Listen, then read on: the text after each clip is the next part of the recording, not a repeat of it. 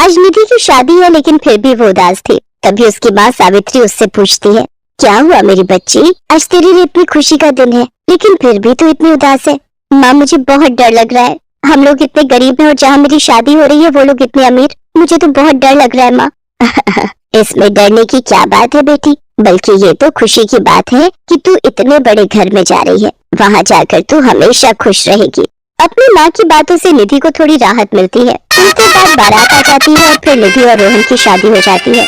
शादी के बाद निधि अपने ससुराल पहुँचती है, जहाँ पहुँचकर वो इतने बड़े घर को देखकर हैरान रह जाती है। तभी उसका पति रोहन अपनी माँ से कहता है, माँ मैं निधि को कमरा दिखा देता हूँ, आराम कर लेगी, शादी की रस्मों में इतना थक गई होगी ना। हाँ हाँ, बहू को आए अभी एक दिन हुआ नहीं और तू अभी से ही जोरू का गुलाम बन गया, जा ले जाकर दिखा दे इसका कमरा। अगले दिन निधि सुबह सवेरे 5 बजे उठ जाती है और नहा धोकर पूजा पाठ करती है, जिसके बाद अपनी पहली रसोई बनाती है।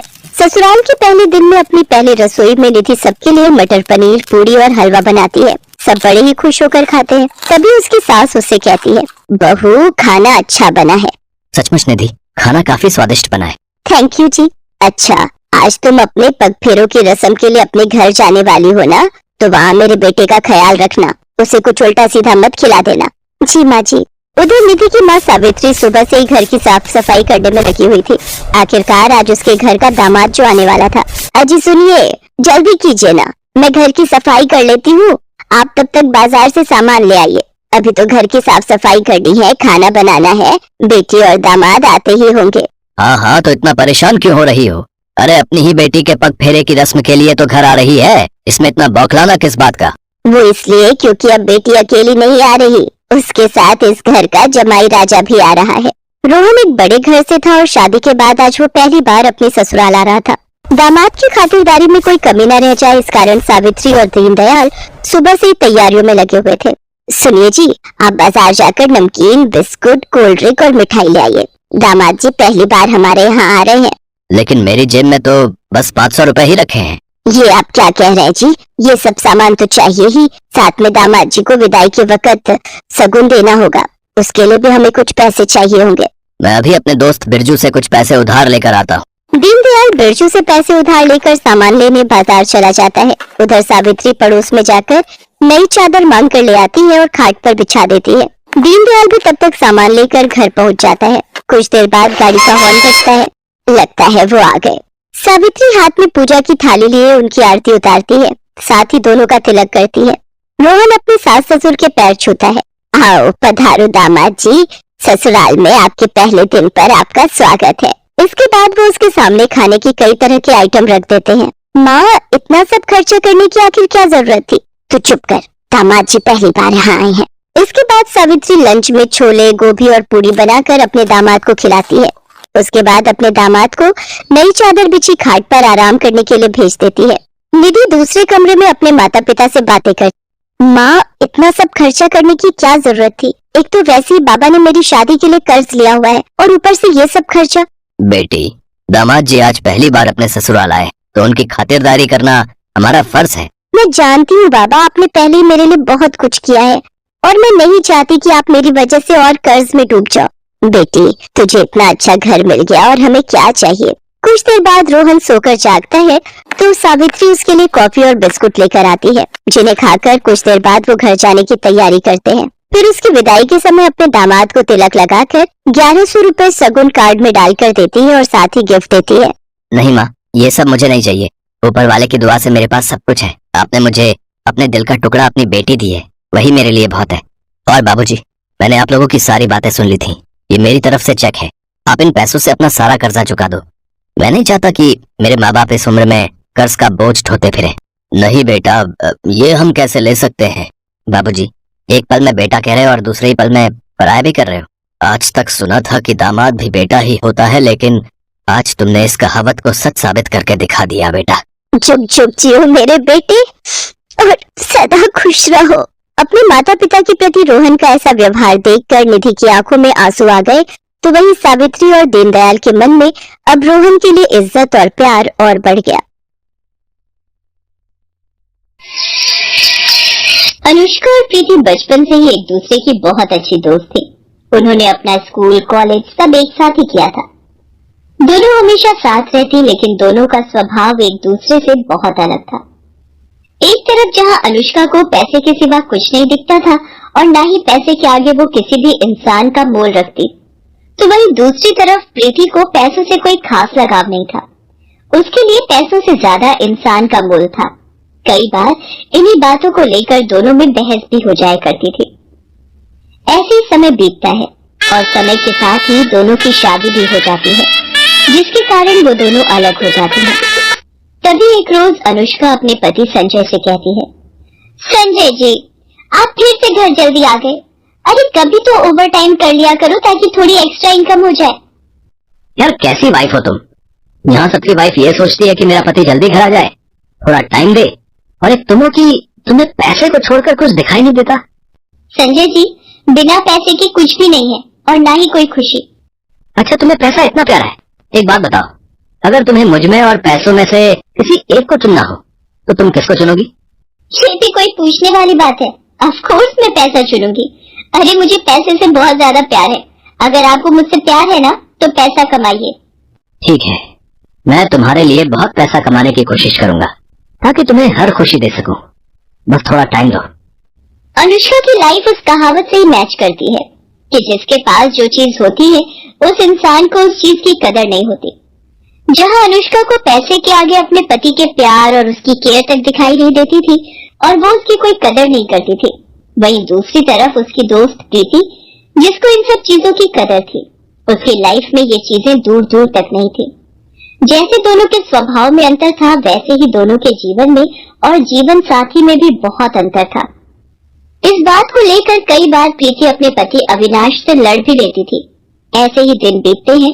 तभी एक रोज अविनाश देर रात ड्रिंक करके घर आता है, जिसे देखकर प्रीति कहती है, आप कहाँ थे इतनी रात तक? कम से कम एक कॉल तो कर सकते थे ना। क्या यार, तुम क्या मिडिल क्लास वाली बातें कर रही हो? मैं एक बिजनेसमैन हूँ, मेरे टाइम का कुछ पता नहीं, और तुम्हें कभी किस बात की है? तुम आराम से रहो यहाँ पे। यही तो प्रॉब्लम है जो आप आज तक समझ नहीं पाए कि मुझे कमी किस चीज की है। अरे नहीं चाहिए मुझे इतना पैसा जो मैं आपको ही खो दूं। मैं तुम्हारे साथ ही तो हूँ और मैं तुम्हारे लिए ही तो ये सब कर रहा हूँ। मुझे ये सब नहीं चाहिए। मुझे सिर्फ आपका थोड़ा सा वक्त चाहिए जिस पर सिर्फ मेरा हक हो, इससे ज्यादा कुछ भी नहीं। तुम बहुत अजीब वाइफ हो यार। एक तो सभी वाइफ चाहती है उनका पति बहुत पैसे कमाए, एक तुम हो जो तुम चाहती हो कि मैं तुम्हारे साथ रहूं। रह तो रहा हूँ तुम्हारे साथ, तुम्हें कुछ नहीं चाहिए क्या मैडम? बिना पैसे के इस दुनिया में कुछ नहीं मिलता।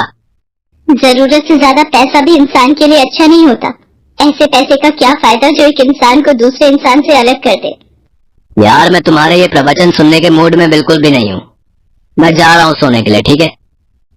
इतना कहकर अविनाश अपने रूम में चला जाता है और प्रीति सोफे पर ही रोते रोते सो जाती है। अगले दिन सुबह के समय प्रीति के उठने से पहले अविनाश फिर से ऑफिस के लिए निकल जाता है। थोड़ी देर बाद जब प्रीति की आंख खुलती है तो उसे पूरे घर में कोई दिखाई नहीं देता और वो गुस्से में अपनी गाड़ी लेकर बाहर निकल जाती है, जहां उसकी गाड़ी से एक औरत का एक्सीडेंट हो जाता है, जो कोई और नहीं बल्कि उसके बचपन की ही दोस्त अनुष्का थी, जिसे इतने सालों बाद देखकर प्रीति अपनी गाड़ी से उतरकर उसे गले लगाकर कहती है, यार मैं तुझे बता नहीं सकती कि तुझे अपने सामने देखकर मुझे कितनी खुशी हो रही है। खुश तो मैं भी बहुत हूँ यार, लेकिन तेरे तो तेवर ही बदल गए। इतनी बढ़िया गाड़ी, इतने महंगे कपड़े, गहने, लॉटरी लग गई है क्या तेरी? लेकिन तू नहीं बदली, अभी भी सबसे पहले पैसा। तूने एक बार भी ये नहीं पूछा कि मैं कैसी हूँ। ऐसी बात नहीं है, चल ना घर चलते हैं। आज मेरे पति भी घर पर ही हैं, उनसे मिलना भी हो जाएगा। ओके। इतना कहकर अनुष्का प्रीति को अपने घर ले जाती है और अपने पति संजय से मिलवाती है। सभी एक साथ बैठकर आपस में काफी बातें करते हैं। कुछ देर बाद अनुष्का चाय लेने किचन में जाती है। तभी संजय प्रीति से कहता है, प्रीति जी, आप तो अनुष्का की सबसे अच्छी दोस्त हैं। आप ही बताइए, मैं उसे आज ऐसा क्या गिफ्ट दूं जो उसे बहुत पसंद आए और वो खुश हो जाए। आज उसका बर्थडे है इसलिए। मैं आपको क्या बताऊं संजय जी, आप उसके पति हैं। आप उसे जो भी प्यार से देंगे उसे सब अच्छा लगेगा। अब गिफ्ट और पैसे से ज्यादा तो आप उसके लिए प्यारे होंगे ना। अब मैं आपको क्या बताऊं प्रीति जी, कि अनुष्का के लिए पैसे से ज्यादा कुछ भी इम्पोर्टेंट नहीं है, मैं भी नहीं।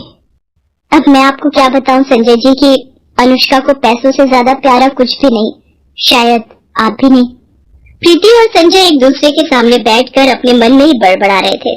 कुछ देर बाद अनुष्का जैसे ही चाय लेकर आती है, तभी संजय अनुष्का का हाथ पकड़कर उसे प्यार से बर्थडे विश करते हुए एक फूल देता है और अपनी शादी की फोटो को फ्रेम करवाकर गिफ्ट करता है। आप नहीं सुधर सकते, और मैं इन फूलों और फोटो फ्रेम का क्या करूं? आप तो वैसे भी मुझे सुबह शाम दिख जाते हो, फोटो फ्रेम में देखना ज्यादा जरूरी है। मैंने इतने प्यार से दिया है तुम्हें, तुम हर चीज में पैसा क्यों देखती हो? कभी किसी की फीलिंग की भी कदर कर लिया करो। जिस दिन मैं तुम्हारे पास नहीं रहूंगा ना, उस दिन तुम्हें एहसास होगा। क्या प्यार? ये किराए का घर जिसमें ठीक से फर्नीचर तक नहीं है, ना अच्छे कपड़े हैं मेरे पास। अरे मुझे एक अच्छी अमीरों वाली लाइफ जीनी है जो आप मुझे कभी दे ही नहीं सकते। सॉरी, मुझे बीच में नहीं बोलना चाहिए, बट अनुष्का तुम पागल हो गई हो क्या? बचपन से लेकर आज तक तुम बिल्कुल भी नहीं सुधरी। मुझे लगा शायद इतना अच्छा पति पाकर तुम बदल गई होगी, लेकिन नहीं, तुझे तो आज भी पति से ज्यादा प्यारा पैसा ही है ना। ना तुझे कल इंसानों की कदर थी ना आज है। अरे वाह, कुछ समय में ही तुम्हें पता चल गया कि ये बहुत अच्छे पति है। अरे ये किसी लायक नहीं है, इन्होंने आज तक मुझे दिया ही क्या है, और अगर इनके बदले में मुझे कोई पैसा देगा तो मैं पैसे ले लूंगी और इन्हें बेच दूंगी। क्या बकवास कर रही है, तो चुप हो जा। प्रीति जी, मैं ऑफिस चलता हूँ, आपसे फिर मुलाकात होगी। इतना कहकर संजय ऑफिस चला जाता है और उसकी फ्रेंड प्रीति भी उसकी बातों से दुखी होकर अपने घर वापस चली आती है। लेकिन अनुष्का को इस बात से भी कोई फर्क नहीं पड़ता कि आज उसने अपने पति के साथ कितना गलत किया। सबके जाने के कुछ देर बाद वो भी बड़े मजे से अपने बर्थडे की शॉपिंग के लिए मार्केट में चली जाती है, जहां उसकी नजर एक नई खुली बड़ी सी दुकान पर जाती है, जहां कुछ ऐसा लिखा होता है, स्पेशल ऑफर, नई दुकान पर जितना मर्जी सामान खरीदिए और पैसे एक दिन बाद दीजिए, और ज्यादा सामान खरीदने पर एक सोने का सिक्का मुफ्त पाइए। अनुष्का उसे पढ़ते ही बिना सोचे समझे उस दुकान में जाकर सारे महंगे बहुत सारे सामान खरीदकर बड़ी खुशी से अपने घर वापस आती है और बड़ी खुशी से अपने पति का इंतजार करने लगती है। कुछ देर बाद संजय जैसे ही घर आता है, अनुष्का उसे गले लगा लेती है, जिस पर संजय की खुशी का ठिकाना नहीं रहता और वो कहता है, हो गया गुस्सा ठंडा मैडम, जो आते ही इतना प्यार? ये प्यार गुस्सा ठंडा होने के लिए नहीं है, बल्कि अपनी पसंद की सारी चीजें घर लाने के लिए है, और इस सोने के सिक्के के लिए है। इसके पैसे आपको कल देने हैं। तुमने ये सब क्या किया? मेरे पास इतने पैसे नहीं है कि मैं इनका बिल दे सकूं। मुझे ये सब नहीं पता। संजय अनुष्का की इस हरकत से बहुत परेशान हो गया।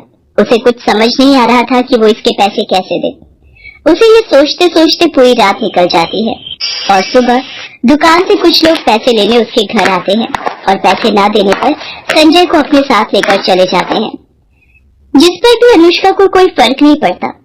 कुछ दिन तक तो सब ठीक ठाक चलता है और ठीक ठाक निकल जाता है, लेकिन कुछ दिन बाद उसे अपने पति की कमी महसूस होती है और अपनी गलती का पछतावा होता है, जिसके बाद वो अपनी फ्रेंड की मदद से अपने पति को घर वापस ले आती है और अपनी गलती की माफी मांगती है।